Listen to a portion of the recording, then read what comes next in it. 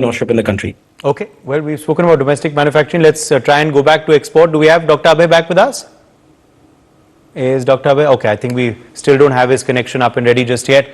Hitendra Mehta, let me quickly draw you in here. Assocham co-chairman who's also live with us. Hitendra Mehta, from today's address by the finance minister, what have we been able to decipher about the government's vision forward? Also, of course, what their emphasis has been on and the results from that emphasis in the last few years and the vision forward that the FM also attempted to lay out today.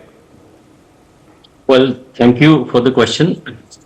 At the outset, I must share with you that since I represent the special economic zones and industrial park sector, and I co-chair the council at Assocham as well.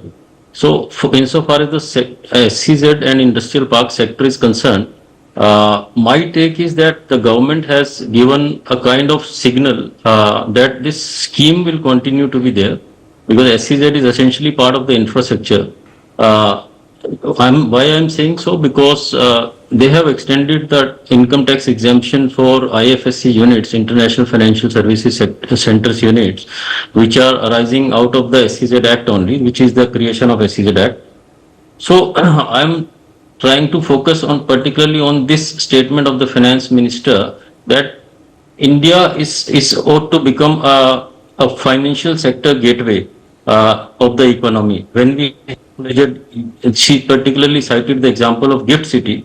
So we have one Gift City which is doing so good, so well, and we have seen that Gift City has been able to attract many financial institutions from across the world, and the banks, foreign banks from across the world, National Stock Exchange and other financial sector constituents. They have already, gone and set up their presence in the Gift City, which is International Financial Services Center. So I think if India can have, 2 or 3 more such, gift cities, maybe one in south, one in north, and one in east.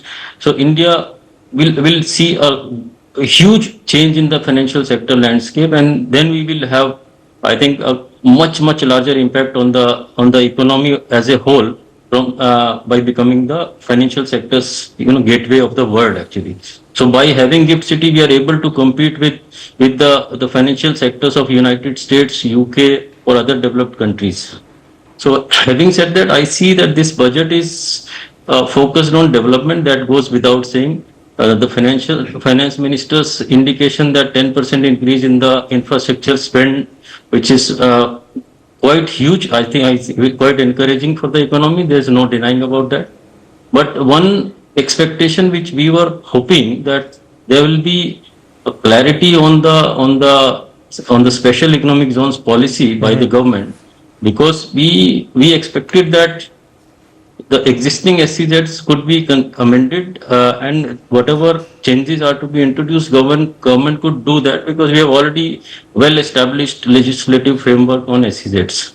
But then there were this presentation of the Desh bill, which seeks to replace the SEZ Act. So that actually sends a different signal altogether. So we are not having a clear policy clarity whether there will be Special Economic Zone Act and SEZ scheme will be retained, or there will be a new law which will replace the SEZ Act. Okay. See, why I'm saying so? Because SEZs, as on today, if I was to share with you some numbers, so we have last year's exports from these Special Economic Zone, which were around 155 billion US dollars, right? Which is nearly 1/5 of the India's total export. Yes. And SEZs employ directly 3 million people and indirectly double of that number, around 6 million people indirect employment they generate.